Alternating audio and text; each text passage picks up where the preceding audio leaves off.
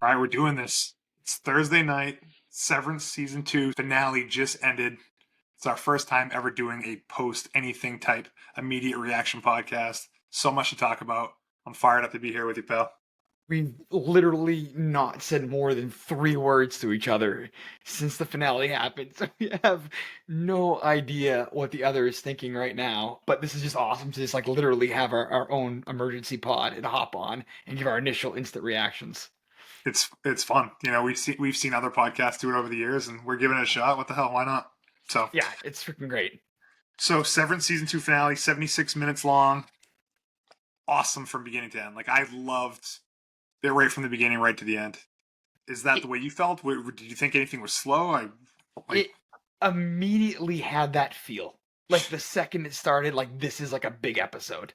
You know Yeah. what I mean? Like you just like not like, okay, Winds of Winter, like Game of Thrones, or like Indius or like Breaking Bad. Like it just had a feel. Those episodes had feels at the Yep. beginning, and this just felt like a big episode, like right away. And there were so many freaking moments from this one. It was just awesome. They picked up right after the last episode and got into, I thought, one of the coolest things I've seen in television as Yeah. far as concepts go with Yeah, the and we'll beginning. and we'll dig all into that. So last episode, it's like they got all the stuff on the periphery out of the way. Yeah. You know, all the other storylines that had been going on, just kind of pushed them aside and set things on track for this finale episode, where it's just going to really be the whole Mark S, Gemma, Yeah. Helly, and what that story is, and that's basically what it was the whole time. But man, what an interesting episode of TV. They're just for so many reasons. How do you want to do this? Do you want to? Let's dive in chronologically. I think chronologically, or because I literally think one of the best things of the episode, one of the more original concepts, and a thing that could have just won Adam Scott an Emmy award is that the conversation Yeah, and how the concept they came up with how the hell I was thinking, like, how are they going to have Innie and Outie Mark talk to one another, and the voice recorder thing and going in and out and the editing, between, and like the mixing between some of the talking and the camera, some of it listening, was just brilliant. That could have been gone on for 45 minutes, and I totally. was hanging on every But it word. wasn't just like back and forth. The way they would cut it, and Yeah. it would go from one of them speaking it to the other one listening to it, kind of all in the same thing, and it was a very compelling conversation. And the way that it ended up is just Mark S started getting skeptical. Like at first, they were like, "Wow, this is cool." Where like innies and outies are talking, and then you could see like the wheels turning in Mark S's head. Mark S Mm. is the innie, and it's like all of a sudden it's like Mark S isn't necessarily on board with this, because what Mark the outie's asking him to do means like Mark S is going to disappear. Well, they've done a good job laying the breadcrumbs. Really, I think in the first episode of this season, when Milchik was talking to the four of them, and they're pointed to that staircase, which ended up coming into play at the end, and it's like you can walk out that door. And Irving went to that door, and basically, I mean, Mark S, if he doesn't know if Audi Mark is telling the truth, it's literally dying. You know what I mean? Like that means his life isn't coming back. You know what I Yeah, mean? So you have to be. He has no allegiance to Audi Mark. Like he doesn't know who Audi Mark is. He doesn't know his life. Doesn't know his feelings. So totally. you know what I mean? So like what's in it for him? He's Not basically sacrificing yeah. himself. If I was Audi Mark, I would basically say anything that I Hmm. possibly could to him. And if I was any Mark S, I would not trust anything that Audi is saying to me for this reason. I thought they did a great job portraying it. And Adam Scott, man, like you could tell the two different characters. Like, you could tell, like there's an Audi version and any version. yeah, He crushed it. He was so good. he's the man. All right, if you've been enjoying the podcast, I wanted to let you know that I am a residential loan officer with CMG Home Loans. If you or anyone you know is looking to buy a home or refinance, please let me know and I'd be happy to help. My contact information is in the description below. Back to the podcast. So, the beginning of that conversation started out like I said, he started out with an apology, like very sincere, like I'm Hmm. so sorry, and it just and it kind of just continued on from there. But Do you think Outie Mark was lying about the reintegration thing? I don't think he was telling the truth. I mean I don't. When he said it, I was like I don't believe him. You know what I yeah, mean? the It made no reintegration sense. process doesn't seem like it's going that well. So, Right. you Yeah. know, I think Uh, he's probably all set being done with that. I think so too. So, but yeah, just incredible. So I mean, we could be talking about that part forever. But then Yeah, when going out, Innie Mark said, "The next you tell your brother next time I wake up, I better be on the severed floor." And then sure as hell, that's where they were. he. Before we get to the severed floor, though, because like Yep. everything that happened there was awesome. I loved it was a quick scene, but the James Egan Helly scene again. They did a little bit of that in the end of the last episode. Helly's on the severed floor, and then James comes walking in. Mhm. Her dad. It was the first time he's been on the severed floor in the 2 seasons they've had the show, and I think she said something like, "Man, this is so fucking weird" or something like that. And then she said it again this episode when she saw her. I'm like, dude, that guy is so freaking weird. Like, That is weirdest. Like he is out there. The raw egg statement he made in the last, like I wish you were eating the egg raw last time, and just the way he carries himself, and then to say that he hasn't seen Kier and now he sees it in her, in yeah, in Helly. yeah. That yeah, he's a weird dude. He did plant a seed for something though with what Mhm. he said, and he said something about, let me see, he's sired others in the shadows, Yep. so he has other offspring out there, and that seems like a planting seed moment Well, that will. well, it kind of Uh, also goes to what Cobell said in the last episode when she was entering the birthing cabins when mhm, she was a security guard and this guard was like, "We have nobody mhm. on the thing," and she goes, "It's one of James off the books Oh, or whatever." I So missed that. he definitely has other kids Yeah, out there, but which will definitely come into play. Then yeah, for that Cobell conversation going to the birthing suites, plus him saying it in this episode, it's definitely a thing yeah, that will be addressed at some point in the future. But yeah, I love that scene. Right? yeah. She's like, God, you're fucking weird. I think is what she said, She's and she's incredible, off. Helly. Yeah, God, she's incredible. Yeah. Yeah. So going ahead to waking up on the severed floor, I just want to say one thing. Yep. Where the hell does Lumen commission their artists? Because the freaking artwork.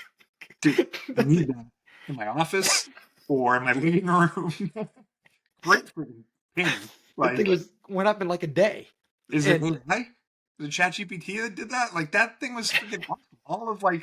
All of the classics. Everyone there. Rickon was even in the freaking post there. and then they're all standing on the waterfall, and I'm like, not the world's tallest waterfall Yeah. or whatever, which Milchik said in the last one. It was brilliant. Anyway, I just thought that was Painting will fun. be dissected like the Yeah. map of the hatches in Lost. Like Yeah. I need that thing. I need a breakdown of it. Yep. Obviously, we just watched the episode 10 minutes ago, so I'm not ready to do it yet, but there is going to be some nuggets in that painting, which is awesome. And honestly, I want that. I really do. I looked at it, I was like, this is freaking perfect. Yeah.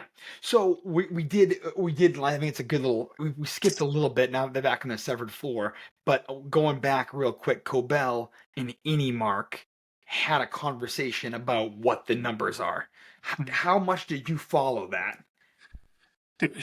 Not much. It was dense. Yeah, like I need a whole other video on that too. So, whatever, we're 10-15 minutes in the episode at that point, and she's basically telling him what Cold Harbor is, except Mhm. that like I don't get it. You know what I No, mean? no idea. And when every time he's doing the numbers, it was like what, some aspect of her personality and whoa and frolic, and I don't know, man. I didn't follow exactly what would happen when he completed it to 100%. Yeah, that'll be a YouTube video later this week to watch for I sure. don't even know if there's enough information for it. But Like I, there's something about the feeling that was in the, and then you connected that right before he hit it with good old Helly helping him because she could feel it too, whatever that yeah, meant. And in the last one, she said, "Well, at least it's a happy one." So it yeah, was a happy feeling, which is just yeah. really interesting. So I don't quite again get the connection and second, the third mention of the four tempers and stuff. So anyway, just I do not understand the science behind any of that though. But still, I don't think it's legit science, but it was I'm glad they addressed it. Cold Harbor has been a thing since last season, and they've really picked up the second half of the season as to like it being a main thing. I think the episode was called Cold Harbor. So I really enjoyed the conversation that Helly and Mark had before he decided that, you know, they're going to do this, you know, and the conversation was literally like this, like everything else but their eyes. Yep. And again, the acting between the two, when you feel like, I mean, Helly was getting teary-eyed. He was crying because he knew what it meant to do this, and she was being so. And he would not have done it if she said don't do it or that kind of stuff. And she made him do it. And when she went over and for the final time put her hands on him and they did it together to do the final thing to get Cold Harbor whatever. I mean, I get goosebumps talking. That was a very emotional part. I think the most emotional part of the whole episode. Yeah. Yeah, it was awesome. Beautiful. So couple things before we get to what happens next, because I think what happens next is just like a wild, like very memorable thing. But Dylan is back. They tied it up really well with him. I thought that was a really good storyline. They took a 5-minute. I will say your mic keeps cutting out, and I don't know what's happening, but okay, yeah, we'll just roll with it. I don't know, but yeah. So they send. You know, it's funny because Dylan, I mean, we've had scenes like this before. I mean, Helly requested her resignation. She didn't get it, but like he came back. So the look on his face is surprise. And basically he accepts that Outie Dylan is not going to, you know, take his resignation. So Milchik gives him that, or Milchik, call him Milchik now. So, Milchik. Gives him that letter, which I freaking loved. You know, I don't know, the 3 points that he wrote in the letter. Outie Dylan to him, the first point was like, fuck you. You know what I mean? You're not resigning. The second is what? He sees a little bit of a bad, he knows he's himself. A bad. Yeah. Yeah. It was a 5-minute break from it because you knew Dylan, you know, Irving's gone right now. Yeah. He obviously made no appearance in this episode. So you needed to see like him come back. And he obviously played a pivotal role. Like it made, like that was like what he needed to hear. And now like Dylan's back. And like he's fucking. He got that letter from his Outie, and like he was ready to kick ass the rest of this episode. And I just thought it was great. And I did love, man, Milchik was feeling it with some of the words he was saying today. And I'll have to go back, but he was just he used a big word to say how busy he was, and then he freaking ran out of the room. That was laugh out loud funny when that happened. It was just, I mean, that character, man, he is something else. Just like. Every time he makes me laugh, he's incredible. It's just like obviously it's not real life, but like, man, to think like someone like him on a TV show would exist, it's freaking hilarious. So anyways, he was busy because Mark and Helly were completing Cold Harbor to 100%, and they're gonna have this insane celebration, which was like freaking ridiculous. I wasn't sure. I thought Michael Jordan was gonna be. Dude. I mean, I even forgot about that for a second. Of all the songs that they would pick, they picked the freaking 1996 Bulls intro music. Are you kidding me? Like, I loved it. It was perfect. I can picture them in the writer's room being like, okay, here's what we're going to do. He's going to complete Cold Harbor to 100%. And then the Chicago Bulls music is going to come on. They're like, what? They're like, oh, okay, yeah, let's do that. And that's what they freaking did. Unbelievable. And then the Kier, like, animatronic freaking was so who was the voice? Great question. I was going to ask you. Someone was the voice because that wasn't obviously a recording. That was a live little shtick that they had going on there. And Milchik wasn't feeling the barbs that were getting thrown at him. And I don't know. I have no clue. It couldn't have been Drummond because the accent. That's only, but he mentioned the thing about the words, which is what he got on his feedback thing. So that's why I thought like maybe it was. Sure. You could assume that his review is known to anyone. Yeah, you know? Absolutely. But yeah, no, that is. But I don't think it was Drummond. Could it be the other guy downstairs? The doctor? It could be, but it's just such a weird thing for that guy to also be monitoring Gemma in that Cold Harbor room, but then also voicing this thing. I don't know who it was, and but whoever it was, Milchik did not respect or whatever. So yeah, that That's was kind of been building though all season because with the painting and just I thought he was gonna turn. I yeah, thought he was gonna freaking turn at the end, but yeah. obviously that didn't.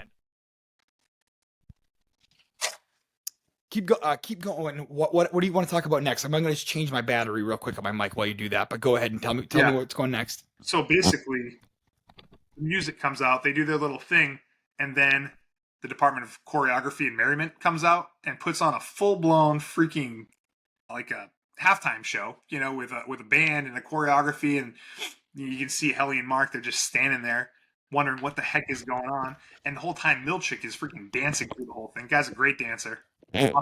So it goes back to almost a cut back to season 1 with the jazz Yeah, scene. Unbelievable dancer. It was so over the top. Listen, I'm not saying I'm not like so positive about this whole episode I want to talk about, but I do think once they hit the numbers, there could have maybe been a little more of a sense of urgency with oh yeah, with like getting to where we needed to go. yeah. You know, I was wondering how they were going to do it. Like what was going to be the thing that was going to get him out of this situation. and Helly But again came through. Helly's a freaking badass, man. You know, She made it happen. She went and stole Milchik's Yep. mic. Milchik had to chase her, and yeah, that led to the way it kind of ended up. So I want to say one thing. If I had that index card with the directions on how to get Gemma, I can tell you right now, I would not find Gemma. Writing was way too small, and honestly, if it was your own handwriting, no one would have been able to read that. First off, Dylan and I have the same handwriting. I've really noticed that. He does not have great handwriting. I noticed that on his letter. I was like, okay. But did you see the directions on that index card? It's the writing is so small and it's like 10 lines deep with like left, right, go straight, left. I would have been lost I would have given up. I would have been like, I'm sorry, there's nothing I can do. It was a good run to save you. Me back to my desk. Yeah, and I didn't see Mark refer to the directions at all. He looked at the index card a couple times. Every time he stopped. I was kept thinking like, there's no way he's looking at this thing because. So while all this is happening, freaking Brienne of Tarth is pushing the goat down the hallway. So you got a call back from that, and Drummond is in his own room, looking like they have to sacrifice again. I'm not quite sure here. Sacrifice a goat to go with. I'm assuming Gemma's body to find Kier, so they would kill Gemma after Cold Harbor. I don't know. I have no freaking clue what they were going to do with that goat or why they were doing it. Well, they were going to kill the goat, but I don't know why. Yeah, but like why? To sacrifice. I guess, but it sounds like they've sacrificed plenty of these goats before, and it didn't get to whatever they were trying to do. So I don't fully grasp what was going to happen, but I understand that it was like a big piece of what happened next, which I want to get to in a second. But kind of going back to Helly and Mark's conversation before they completed Cold Harbor, they were talking about, name some places that they knew, and it was Zimbabwe, Europe, Sand Continent, and they're talking about the equator and like what the equator is, and it was funny. And before like Mark and Helly, like before Helly did her thing and Mark took off, they were like, "See you at the equator." Yeah. And I thought that was like a pretty cool line. Absolutely, something that I would remember from the episodes, like "See you at the equator." It's another, again, nice little almost a call back to Desmond and Lost, and like, see you in another life, brother. Yeah, and that was kind of like that callback of that. And I honestly thought that was going to be the last time they saw each other this episode, and we'll get to how it all ends. But so I was like, oh, that's a cool way for them to kind of go into the season finale, not seeing each other. Obviously, not what happened, but at that point, Mark's freaking is gone, and he's gonna make his way to that hallway and try to get to the elevator. I did think it was very cool when Drummond came out of that elevator and the way they shot it. And he walks across that hall and he like goes into that other room, and he's like pushed it. He's a big dude. He's a big. I didn't realize how big he's like. Strong, Andre the Giant dude. Strong guy. Ended up really, really freaking. I mean, it was crazy how strong he was. And do you want to talk about that fight scene real quick? Yeah. So, anyways, I will say that I got the feeling that whatever her name, what's her name, Brienne of Tarth. That's all I call her. Yeah. That she wasn't feeling what was happening with the goat and the whole gun thing, and she was holding that. It's not even a real gun, whatever that thing is. It was like I'm like, I'm Yeah. like, something's gonna happen here. And Mhm. obviously, what ended up happening is Drummond heard Mark S trying to get to the elevator That hallway. was funny. Yeah. When when he saw, that's when you really realize how big he was Yeah. compared to Mark. Adam Scott. Yeah. I'm sure there's a And little they, bit of trickery there, but he's big guy. Yeah. but then they got into a fight when, and there's no chance that Marquez would be able to hold his own for He even did a two good seconds. job. There's no way he was going to win. He was about 8 seconds away from being strangled to death, Yeah, like losing consciousness or whatever. And then she came out and literally, I just, her name's Gwendolyn Stacy, I believe is the actress's name. And she was, again, Brienne of Tarth in Game of Thrones. And she never lost a battle. And she is still also undefeated in Severance as well. So, I knew that he was going to try to hit the gun out of her hand. I was like, these well, I thought they were going to shoot him then. And then it was a good little surprise what ended up happening. what they would. So Yeah. I wasn't 100% sure the kind of gun that it was. Mhm. I mean, obviously, he ultimately died, which we'll get to in a second. But I thought it was like a gun. I didn't realize it was like a gun that shot Like like a push thing. piston thing out, yeah. like to kill the goats that way. So I would have thought he would have put up more of a fight with that thing. You know? Great goat casting. They couldn't have picked like a more adorable, like innocent looking Beautiful goat. It was a great goat. So then they end up defeating him. They use the gun to get in the hallway. But like, not a real gun to your No. head is like, I'm probably gonna like try to get out of that. Now, I don't feel like if I'm Drummond, like, okay, Mark S has me right where he wants me. I'm just gonna keep walking down this hallway with this thing against my head that's not really a gun. I think the only thing he was hoping for was what ended up being his demise, but hoping Drummond being like, all right, if we can get to that elevator, go down, the chip's gonna turn off, and that's gonna be that's gonna be a moment to take him down. So as it was going down, like, I hadn't necessarily thought about that, but like once they got in the elevator, well, like, he was saying it to him. He was saying it to him as he was going down. Yeah. He's like, "When I go down, don't try anything on my other." And then he changes, and then and I was like, "What?" Obviously, this is like a moment for something to happen, but like he pressed the button, well, of course, in reaction, not realize. Like, yeah. It's just a wild scene. Like it just didn't go the way that I would have expected the whole thing to go at that point. And then yeah, he goes down, and then he's finally on the test. Outie Mark is finally on the testing floor. Drummond's dead. Right I there. will say I like the shot with Drummond and his legs blocking the elevator and the doors. Great sound. Like it was like there for like the sound, like awesome, like doors opening, closing sound, like unsettling sound effect, which was awesome.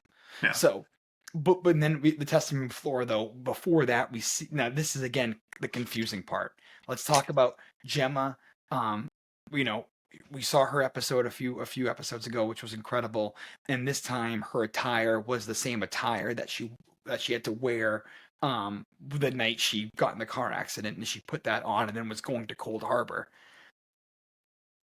What's going on in Cold Harbor? I will say, getting back to what Cold Harbor was and what Miss Cobell said, every time he completes one of the parts, it's a new personality, and I guess she would go into a new room. So like when he completed this one, she was able Innie almost, like she's like new that Innie. many Innies. 25 Innies. So, but it's almost like they put her in these situations where they're trying to see if she gets a feel for a memory, you know what I mean? Because the bad doctor guy, I forget what his name is, he was like the barriers holding as she was disassembling the crib. So like I didn't know if that was supposed to mean like they're looking to see if she's gonna have a reaction to this crib scenario that would like show like the real Outie Gemma. I don't know. No idea. She goes in to take apart this crib, and the look on James Egan's face is like so proud and excited, but I still have no idea what any of it means.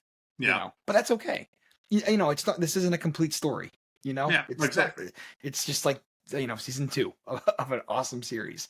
So yeah. Pumping the brakes on the story for a second.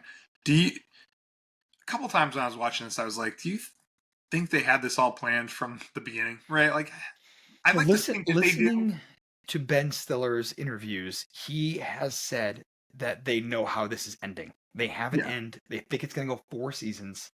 Yeah. And they have an kind of crazy. And they knew that in season 1. Yeah. Did they do that and then work backwards? I don't, who knows? But I think they had a plan. Like, yeah, which is great. And that's the way you would want it to be, right? 3 years. I mean, in between. seasons. You know what I mean? It's a lot of freaking time to like get all your ducks in a row and stuff. Mhm. Because there's a few other things to talk about that I'll have questions for that will lead obviously into next season. So Yep. So Mark gets in the room, looks for very Cold ingenious, Harbor. gets very ingenious way. Drummond's blood on his tie, connects the dots. Good move by him, and he's in there. And you're like, wow, we're doing this. Mark and Gemma are in a room together, but it's not Outie Gemma. So, there's some tension there. He's trying to explain what's going on. The doctor's saying don't talk to him. You have Jamie Egan kind of freaking out in separate shots. I thought it was a great scene. This whole sequence that's coming up is just in like them the innies to the outies to the all. It's incredible. It's so good. Yeah, but he got her to leave. Yep. And as soon as she left the room, she turned into Gemma, and at that moment, it's Gemma and Mark. finally, Boom. You know what I mean? And they embraced, and it was just like awesome. Yeah. I think man. I go back and forth. Are you team Gemma and Mark, or are you team Mark S and Helly? How can you answer that? Like, you're so. I mean, you've had 2 episodes with Gemma, and you know the backstory, and you've had 2 seasons with Helly, and Helly is so damn likable. It's hard not to. So we'll talk about it at the end with the decision that ended up happening. But So you finally got that moment. They're navigating out of this lower level that she's in. I mean, there's only 2 other freaking people down there. It's the nurse and the doctor. And surprisingly, there's not more people. She was great, that nurse. She's funny, yeah. Yeah, she was. But that's all that they had to really overcome. And it wasn't much of a fight. They made it to the elevator, went up. She changed to Miss Casey. He changed to Mark S. And then that's, gets a little weird. On the test floor, though, 2 things I want to call out. Okay. One, the nurse said to the doctor, what did he say? It's the fucking spouse? It's the spouse. It's the spouse. So I thought that was just a funny line. I thought that was weird too in the moment. And then as the elevator door is closing, the doctor is pleading with them, saying, stop, you'll kill them all. You're right. I have that on my notes as well. So that's Is that did I take it as all of Gemma's innings? Is it? That's how I took it. Like, does he mean maybe they're gonna kill all 25 of Gemma's innies by her leaving? Everybody Lumen? Or is it all the innies? All innies and Lumen? Yeah. But they alluded to that before in other ways throughout the episode. Just like what they're looking to do was going to bring down Lumen and kill all the. It's probably that. It's probably the idea of getting Gemma out of the building. Will bring down Lumen and kill all the innies. But like that guy cares so much about all the innies. Great casting on that guy too. Makes you uncomfortable. Do you know what he was? What his big thing was? No. He was the voice. It's not gonna trust me. Not because I know this. He voiced the Beast in Beauty and the Beast. No way. Yeah, I guess. I mean, it's not like I heard his voice and was like, "Oh my god, is that the Beast?" What a cast! That's incredible. That's awesome. Is that the Beast? Wait a minute. Like, wait, what? Wait, is he doing that Beast? That's hilarious. So then, so again, now back to the elevator. Outie, Mark, and Gemma are kissing, going up, and then turns into Miss Casey and Mark S. kissing. But Mark S. knows what's going on. Great, and Gemma, great acting job on her part. That actress to just turn that on into Miss Casey's character. God, I could live. I love how Outie, Mark, and Mark S. going in and out the door at the beginning, Miss Casey to Gemma, like that transformation is so damn cool. How they do it with the sound effects, the camera movement, sound effects, the camera stuff. What a brilliant concept! Like, it really is. And someone could potentially be like, "Oh yeah, they copied this from something else." But in my opinion, like I don't know that of anything that's been like this. This whole Innie Outie thing back and forth and switching around, like to me, it's a very original concept. Before we continue on with Mark and Gemma, a lot going on with Chicken and the rest of them. The Hulk. They have him locked in a bathroom. Yep. And so, I mean, Helly got him in there. Helly had the door shut for a bit, and he kept trying to open it. And I was like, I don't know how Helly's doing this on her own. I was actually a little surprised. But then Dylan came, and that's, again, when he saved the day, kind of closing the loop on Dylan. He came, put the end, and Milchik just was really, really trapped in there. And he had some looks on his face like, just like kind of acceptance, like wondering like, you know, what's going to happen to him when all this is all said and done. You saw some emotions kind of run through him and all the different shots of it. I mean, they kept going back to him trying to get out, and he kept not getting out. So he's had quite a season. I think he's one of my favorite characters. That actor that plays him, I think, is just incredible with it. He's had kind of a tumultuous season, like kind of coming to grips with himself Yeah. and like what he's doing. So you definitely could see, I think, him gonna be eventually making the shift Yeah. over to that. And then just rewinding a little bit more, because one other moment I thought was awesome was when Mark got Gemma out, the entire building turned red. Yeah. And First time I've seen that. Helly like knew what that meant. Like she knew like he must have did it. He got her. Or he got her. I thought that was a cool moment. And then the rest, like it being in red, just man, the lighting in that building is just insane. You know? So yeah, would love to see that set. Yeah, it was the first time you've seen it quite like that.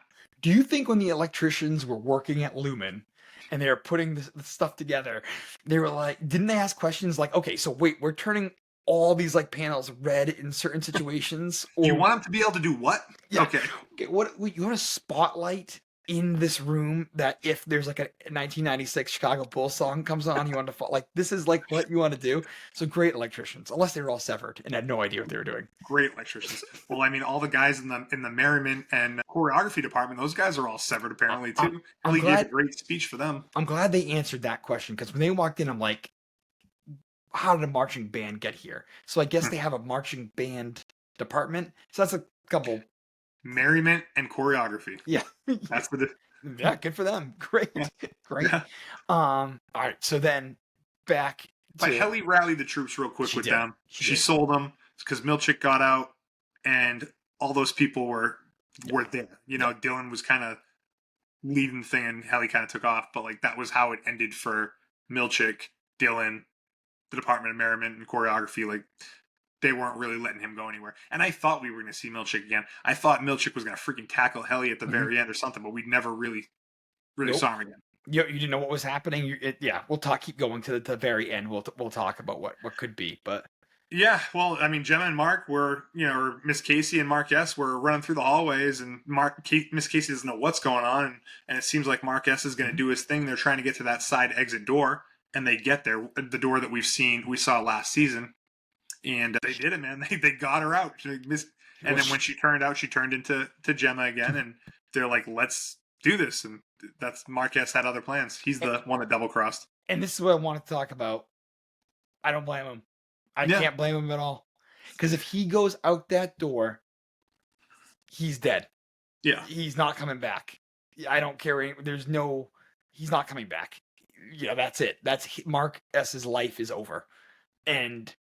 But what's their plan? So I did watch the thing afterwards, and they talked about it a little bit, and they were saying they're not thinking more than 10 seconds into the future. Yeah, they have no plan. They think it's almost like The Graduate. I don't know if you ever saw that movie.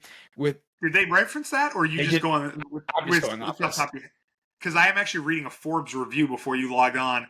And it was talking about The Graduate and the scene where they're running through the hallways, and But that just gives me a lot of credibility on this podcast. Yeah. I'm happy to hear that. But it's exactly The Graduate, where at the end, Dustin Hoffman gets the woman to leave her wedding, and they run off, and the family's chasing her, and they get on a bus, and they're sitting at the back of the bus, and you can see their expressions. They're holding hands, and then like the camera stays on them for a long time, and then their expression kind of goes from like awesome to be like, now what? Like what did we just do? Like now what is the plan?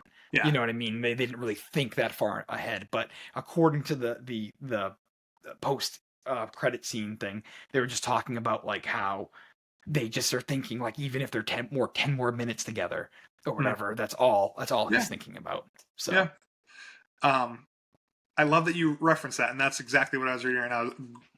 Great job equating the two, because that's exactly what's going on. They're not thinking ahead at all, and that's how it ends. So Helly, like you know, if Helly was going to push him towards it, or like I thought she would too, because she really pushed him to do the thing. And I mean, I think there's a part of her that's like, screw Lumen, and this is an opportunity to screw them. So if we disappear, at least we're like putting it to Lumen. So you thought maybe she would be like, go with Gemma. No, They genuinely love each other. Yeah. It was a great love story. It was an awesome season for the two of them.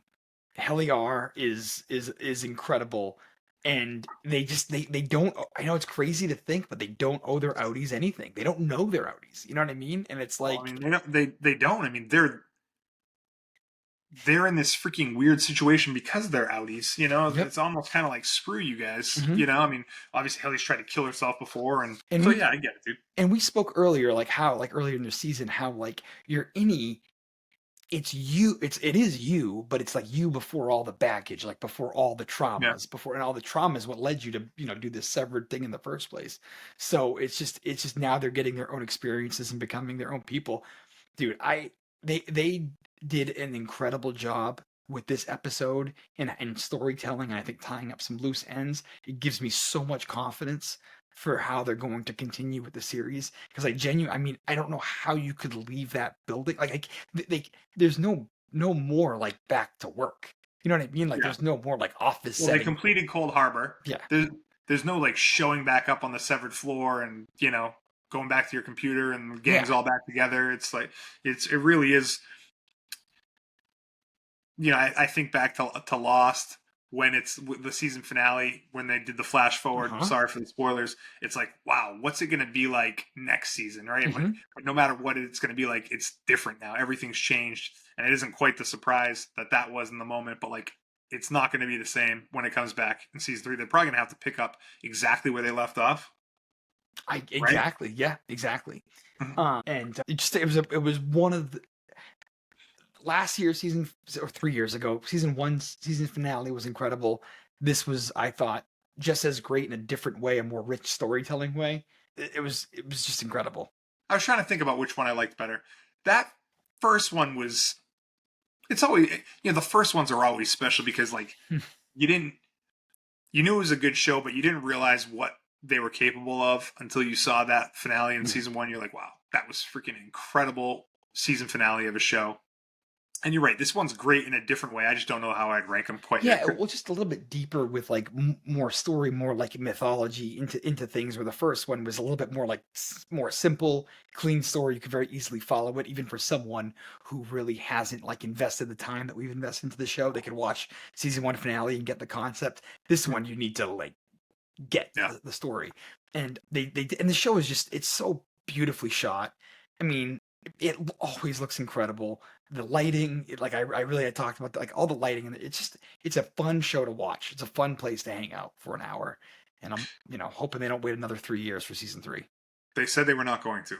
Mhm. So I don't know what that means. 2 years, but 3 years is a ridiculous amount of time. But honestly, we could talk more about it on the rehashables next week. But I really enjoyed the season, really enjoyed the finale. So just I'm ready to listen to all the podcasts, read all the articles, and really digest it. But yeah, initial opinion was awesome. I thought they had a home run.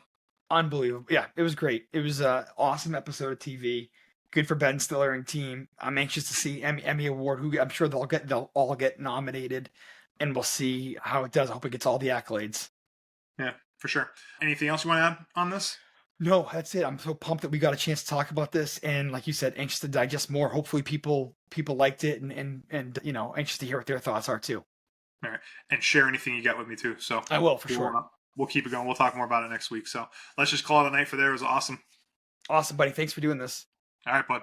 Talk soon. Bye bye.